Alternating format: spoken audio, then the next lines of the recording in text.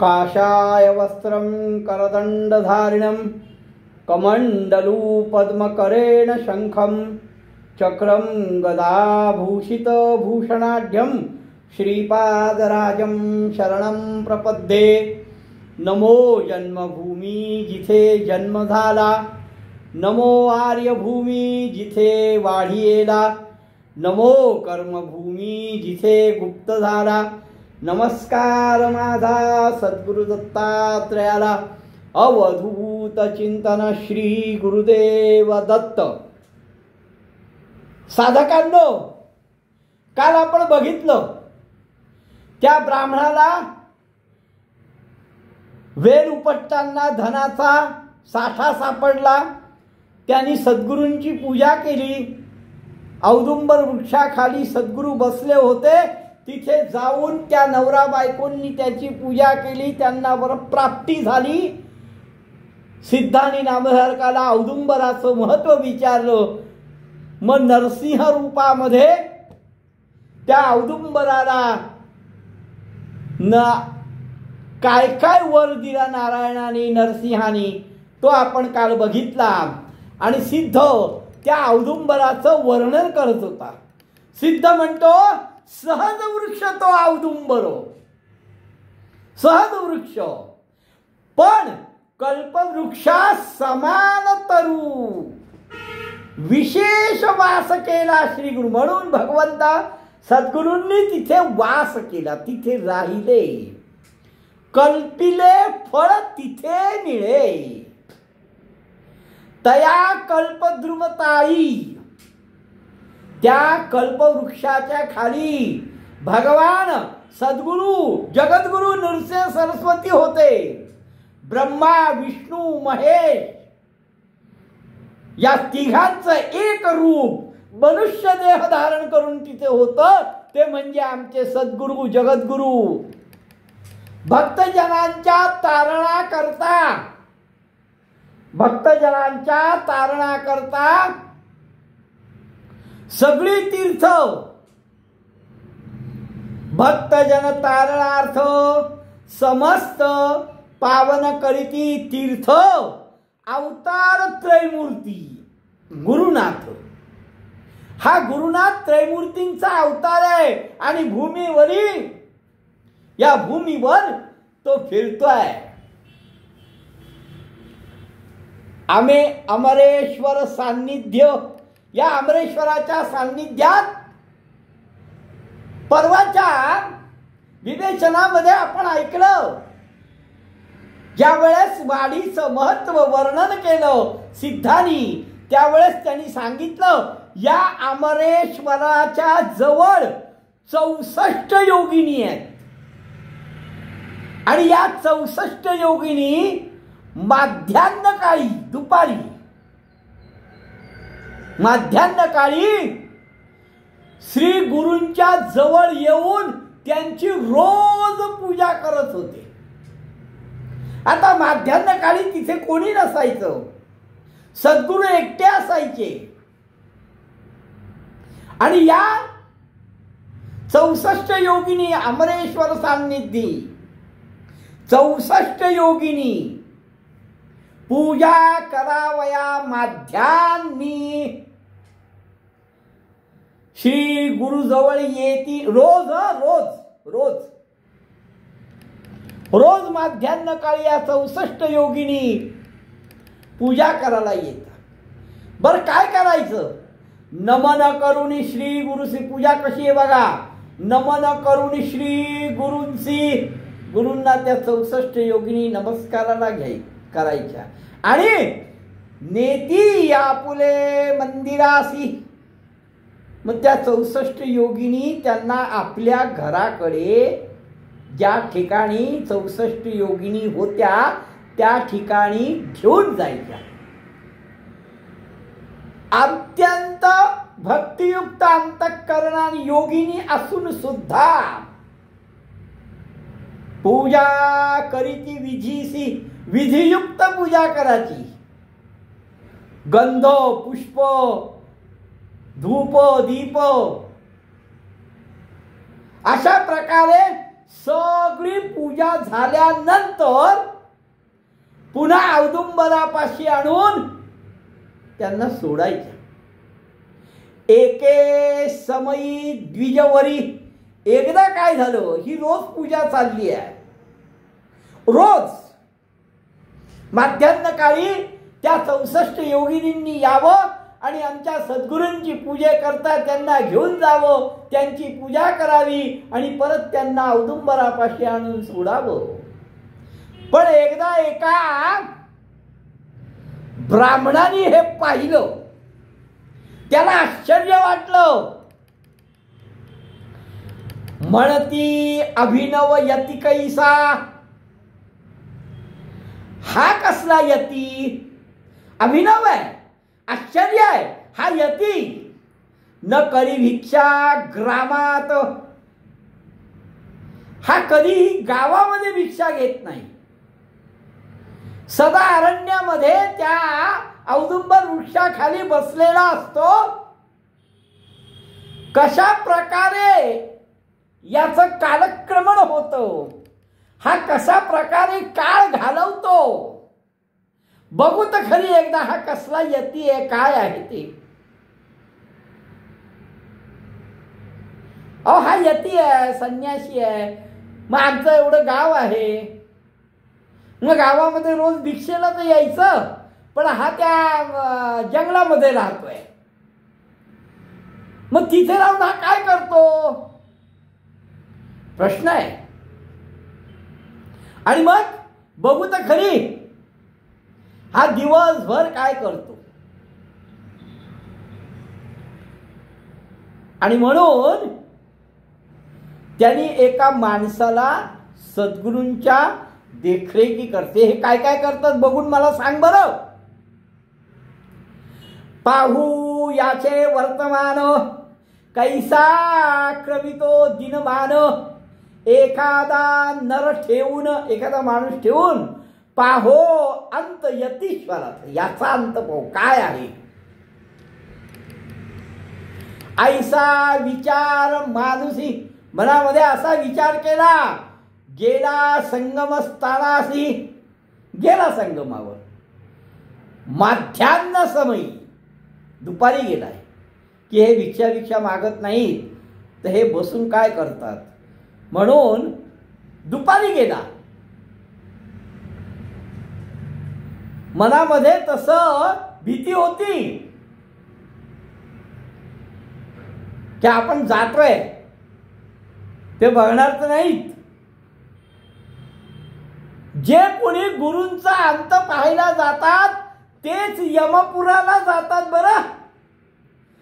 पाहू म्हणती गुरुचा अंत, म्हणून गुरुचा अंत बघू नये. ते म्हणतात ना, ऋषीचं मूळ आणि नदीचं मूळ आणि ऋषीचं कुळ शोधू नये, काही सापडत नाही. पण हा आमच्या सद्गुरूंचा अंत पाहायला गेला, हाच यमपंथाला गेला. ऐसे विप्र मदोन्मत्त. हे असे मदोन्मत्त विप्र हे अधोगतीला जाणारे इष्ट आहेत. हे यमाच्या पंथाला जाणारे आहेत.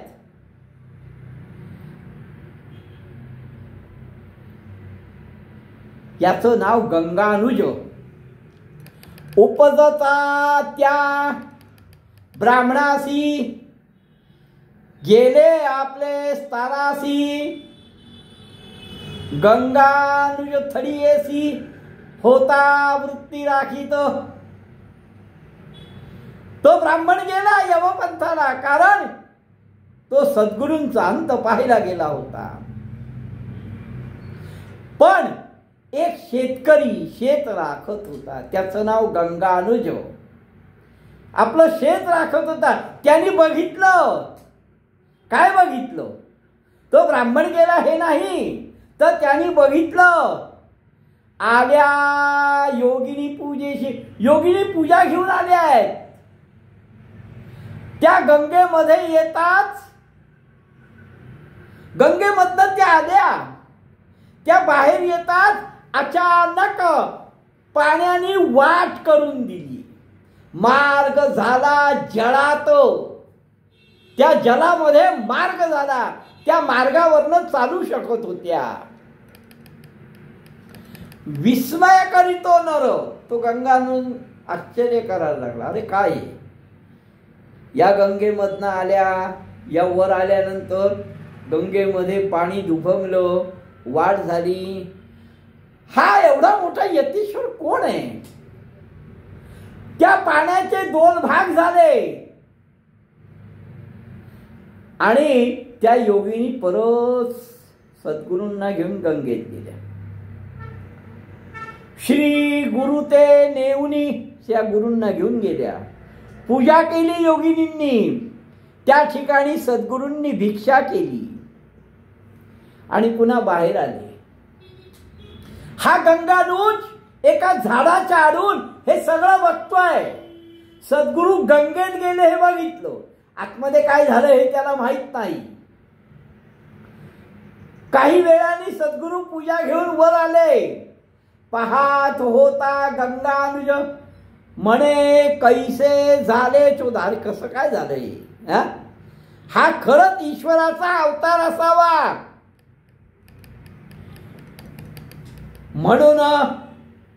म्हणून याला देवकन्या, त्याला माहित नाही या योगिनी आहेत, तो त्यांना देवकन्या समजला.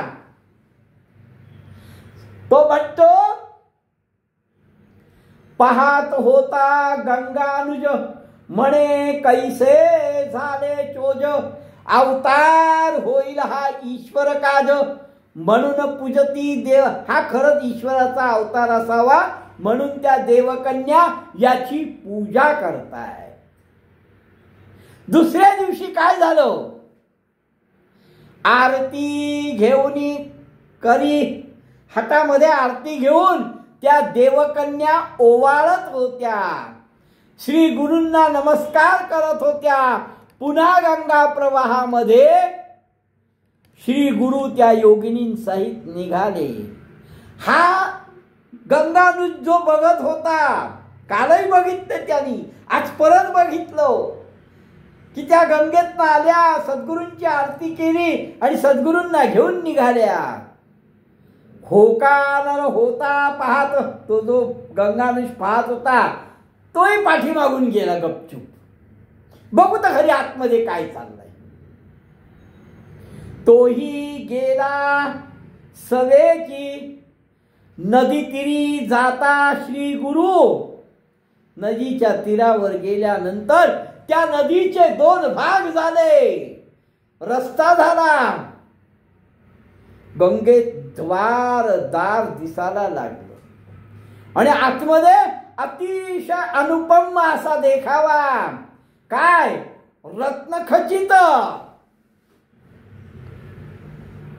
अमरावती समान असं नगर त्याला दिसायला लागलं. तो सद्गुरूंच्या मागोमाग गेलाय, हे सगळं बघतोय. आदल्या दिवशी त्यांनी बाहेरच फक्त बघितलं होतं, आता तो महाराजांच्या सद्गुरूंच्या पाठोपाठ आतमध्ये आलाय. आणि आतमध्ये आल्यानंतर त्यांनी बघितलं आतमध्ये, अहो हे सुंदर नगर आहे,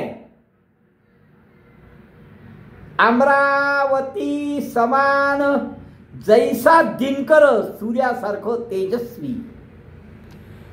श्री गुरु गेले, सगळे जण मग तिथले लोक आरती घेऊन आले सद्गुरूंची करायला.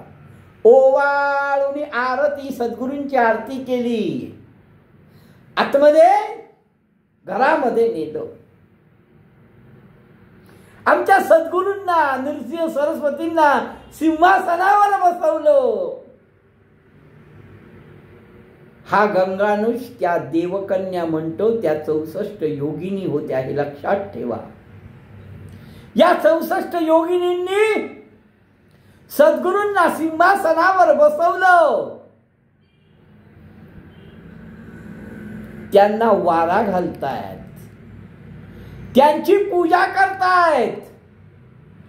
कशा प्रकारे?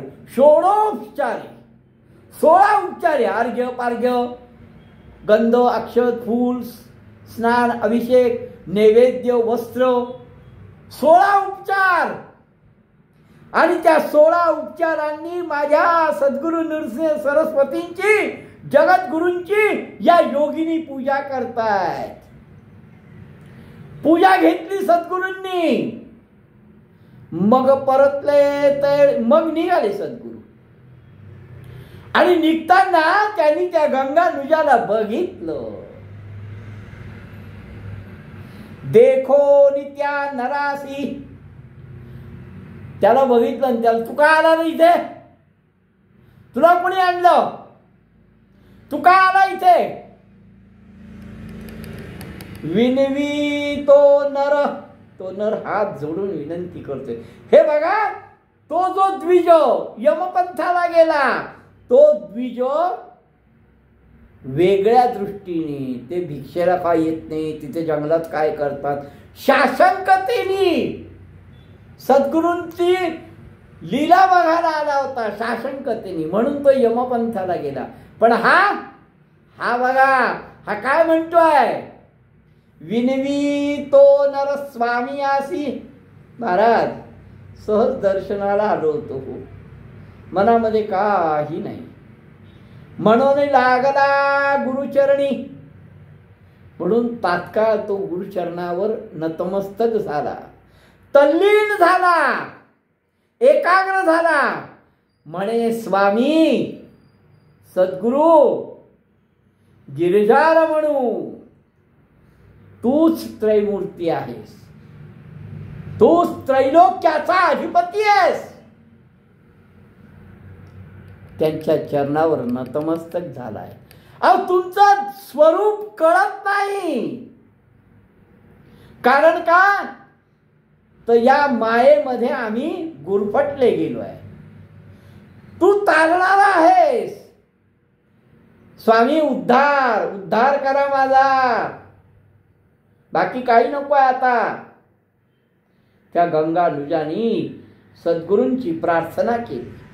तू तारक विश्वासी, तू विश्वाचा तारणहार आहेस, म्हणून या भूमीवर तुझा अवतार झालाय. अज्ञान अंधकारात मी पडलो होतो, तू ज्योतिस्वरूप झालास, ज्योतिस्वरूप आलास, तुझं दर्शन झालं, सगळी फळप्राप्ती झाली. तुझ्या दर्शनाने मला सर्व फलप्राप्ती झाली. हे गुरुवर्या, तू त्रैमूर्तीचा अवतार आहेस.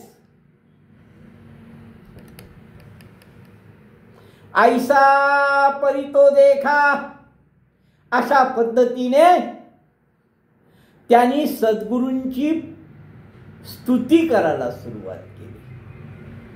सद्गुरूंची स्तुती केली, नतमस्तक झाला. बर, देखावा म्हणून नाही, तर अंतःकरणपूर्वक एकाग्र झालाय तो. काहीही मागत नाहीये, फक्त माझा उद्धार करा एवढंच सांगतोय.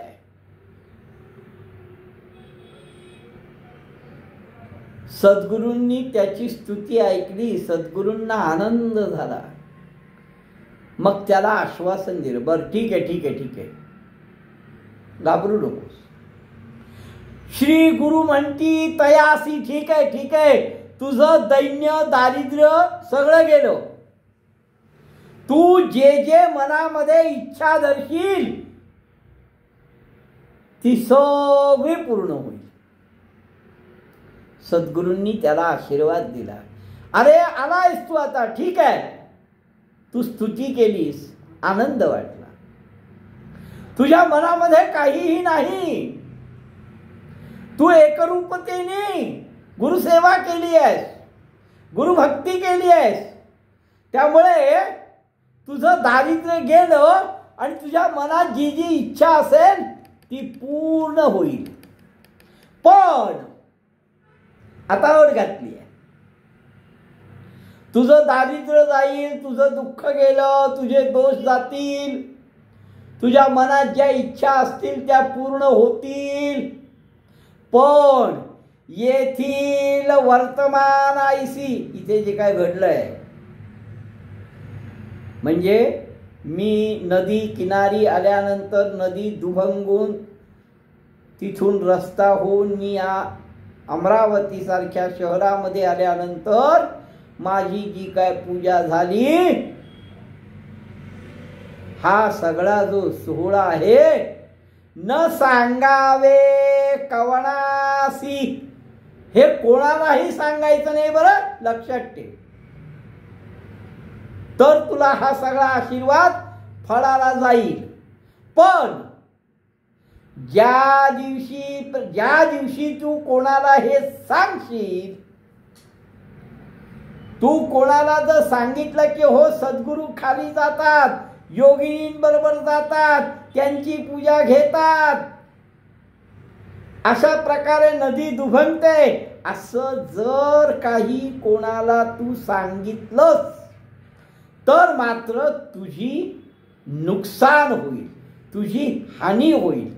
येथील वर्तमान ऐसी न सांगावे कवणासी, जया दिवशी प्रगट करशी, ज्या दिवशी तू हे सांगशील जोपर्यंत सांगणार नाही तोपर्यंत सुखा आणि अष्टैश्वर नांदशील, तुझ्या सर्व इच्छा पूर्ण होतील. पण ज्या दिवशी हे तू कोणाला सांगशील, ज्या दिवशी प्रगट करशी, जेव्हा किंवा चुकून का होईना तू ज्या दिवशी हे कोणाला तरी सांगशील, त्या दिवशी मात्र तुझ्या सर्व सुखांची किंवा तुझी सुद्धा हानी होईल, हे मात्र लक्षात ठेव.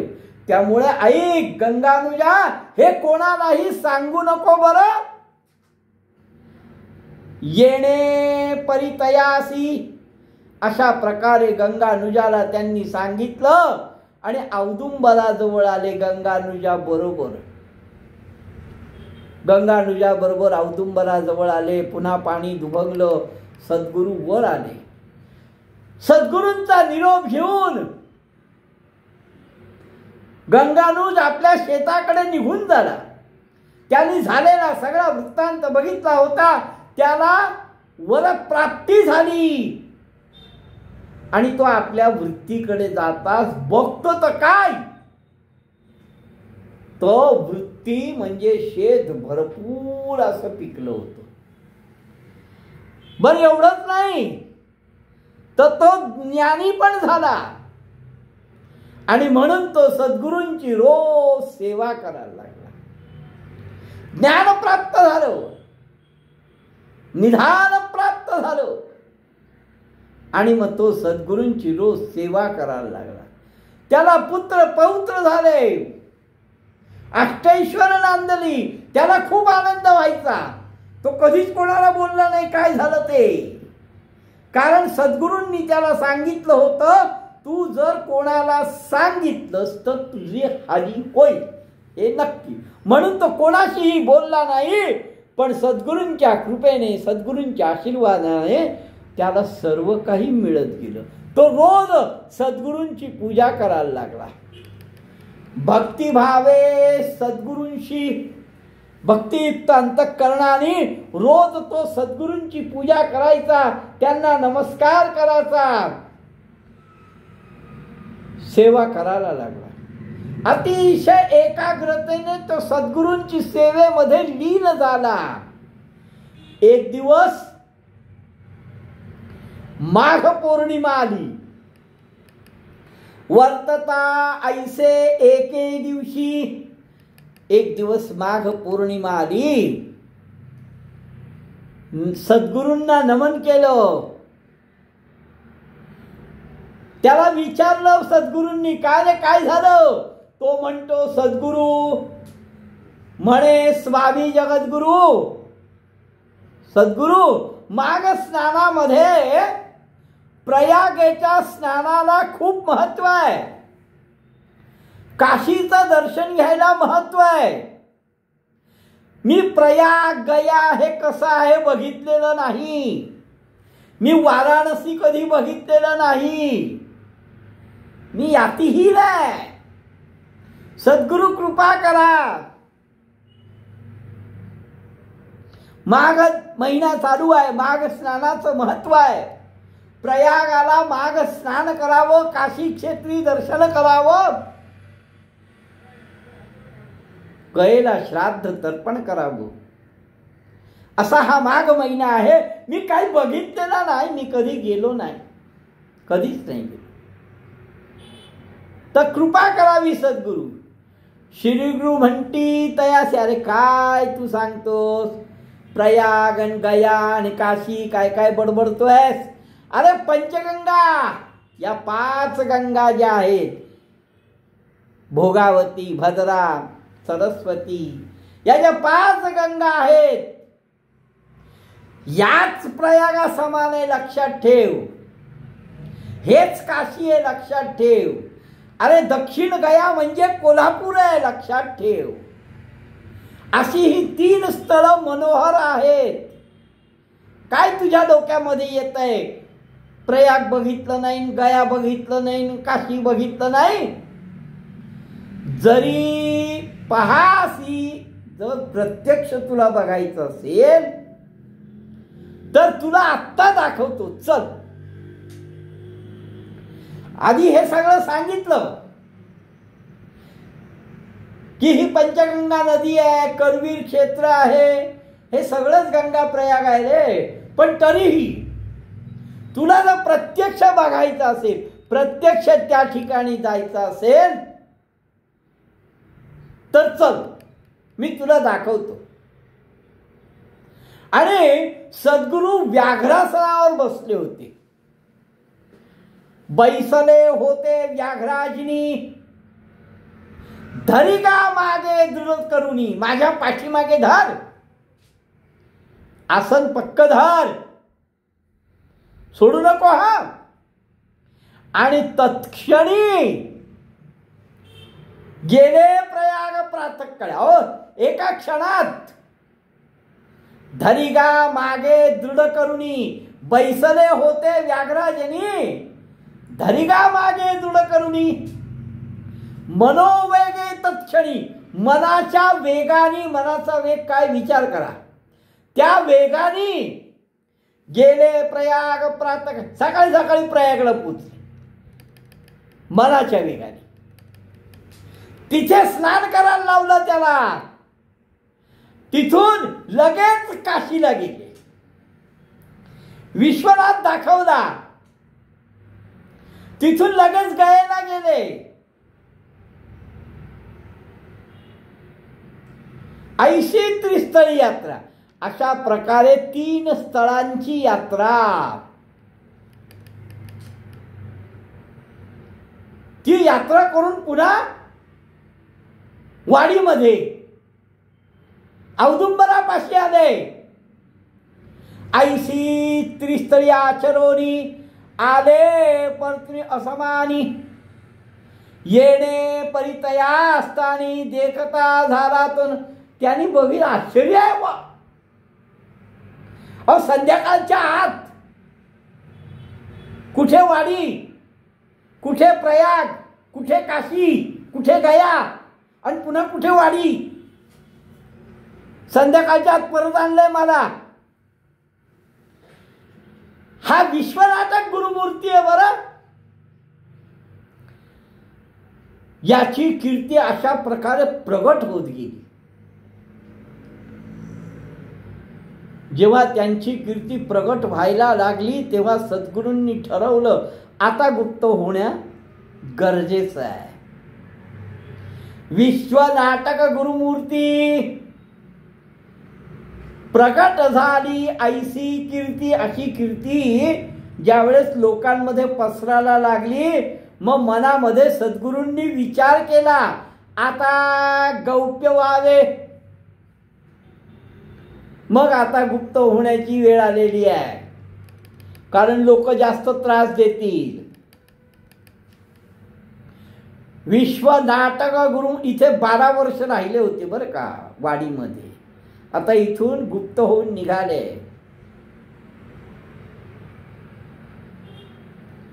मग अमरेश्वराला सांगून, ऐसे परितया स्थानी प्रगट झाले गुरुमुनी अमरेश्वराचे पुसोनी, निघत झाले ते अमरेश्वराला सांगितलं की आता मग मी निघतो, कारण इथे बऱ्याच लोकांना आता कळायला लागलेलं आहे, लोक मला त्रास द्यायला येतील, मी इथे गुप्त राहतो, पण आता इथून मी निघतो.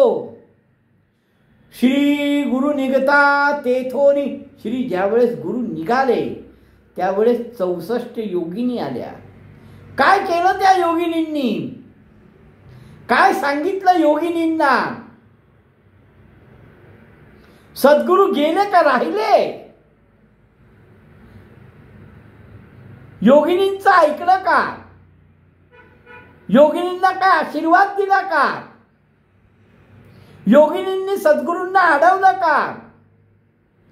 काय झालं हे आपण उद्या बघू. अवधूत चिंतन श्री गुरुदेव दत्त.